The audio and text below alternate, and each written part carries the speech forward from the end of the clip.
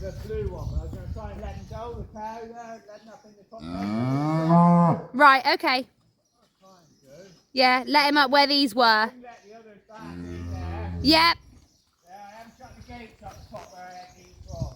Okay. So a little update with the silage pit. We are back to the back wall. We're just on this last bay.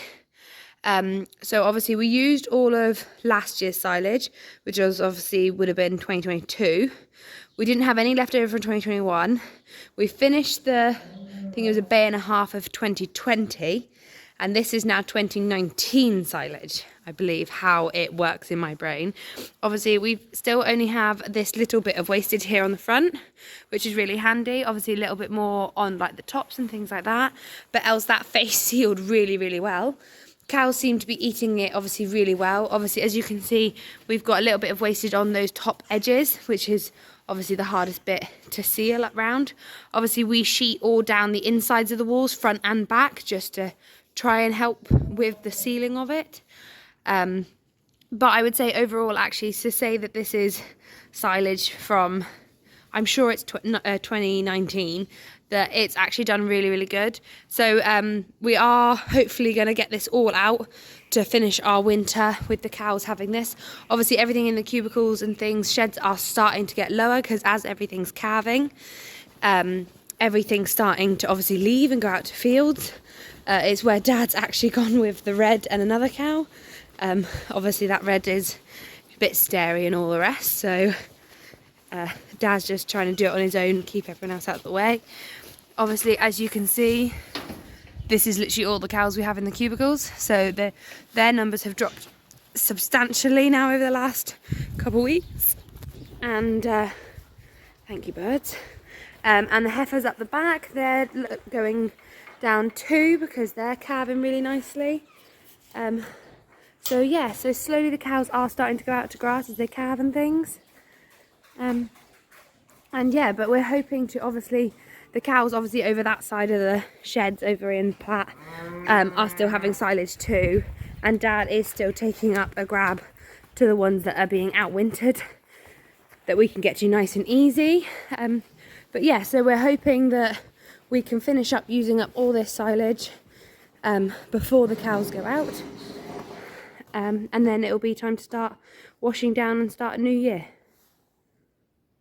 So it is getting quieter now. I think after Becca and Dad picked in a few more sheep at the weekend that looked like they were going to lamb. So I think we went back to 10 sheep lambing. Of the in-country ewes, which is the blue ones. But yes, soon getting on. The weather is very nice and that's all we can hope for.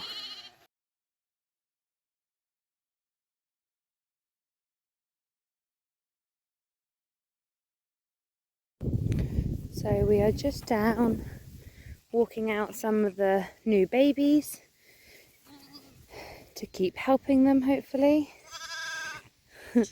Obviously, I'm not touching anyone. I'm using my crook just to give the little ones a nudge. Obviously, these two have just been born, so we were going to see if she walks over. If she does, that's great. Becca's got another twin over by the gate, and we believe there's a new one just been born, a single. She'll probably get left, just in case, because obviously if she has a double, she'll be in the wrong field.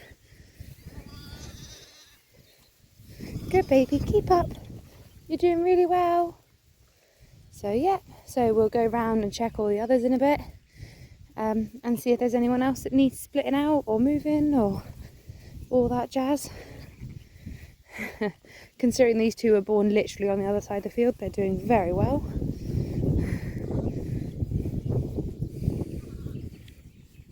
She'll get to rest in a minute in a field with a nice bit of grass. So we are just releasing the cows and calves.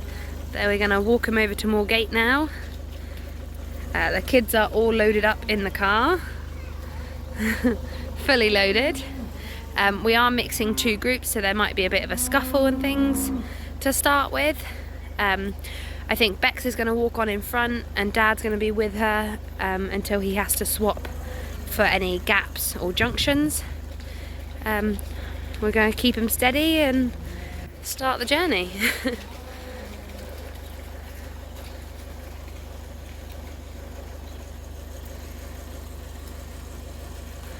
They'll obviously want to go and pick a fair bit to start with.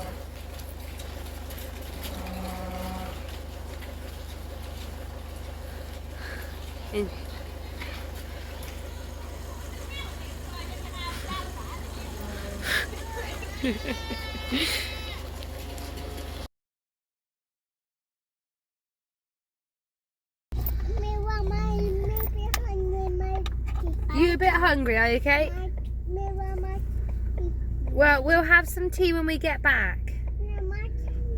You're not having your Crispies now, because that's unfair on everyone else in the car. So, as you can tell, I've got the children. They're being very chatty. They have been so good, considering that we've been travelling at about 5 miles an hour. Mummy. Yeah, Mummy's in front. So, we are nearly at the field. We've just got to come over this hill and we'll be into the field then. Neighbours' cows have all come to say hi. So we're nearly there.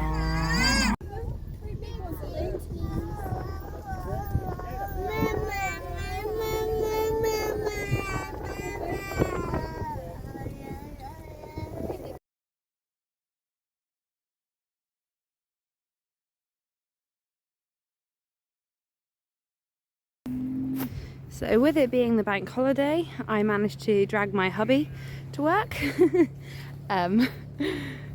He said he'd come and help me.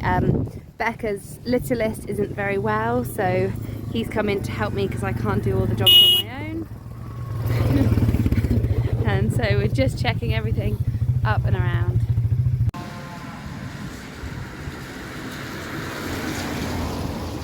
So we've just dropped some cows, some more off to Leslie here. Dad's just gone down around to check on the rest of them.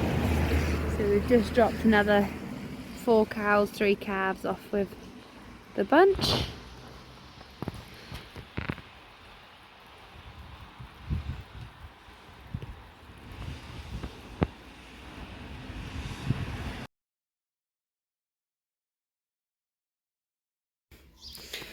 So I am back on farm today. I've had obviously the weekend off and a couple other days prior and after, just simply, technically to be official, I took them as holiday days just because of things with bump at the minute. But as you can see, that's all the cubicle cows we have left in here at the minute. And as you can see on the other side, we've only got 4 heifers left and 4 older cows left in over here. Hi, girlie. Girlie, come on. I know the sun's nice. So yeah, so Dad's just cleaned out and has fed. I've just come out and I fed the cow and calf that's in the pen. And that, oh, correction, we have 5 in this shed. I forgot about the Charolais down the end. So yeah, it's meant to be, they say it's meant to be good until next week. So hopefully if the sun stays out, that'll be really nice. Becca and Dad have been very busy.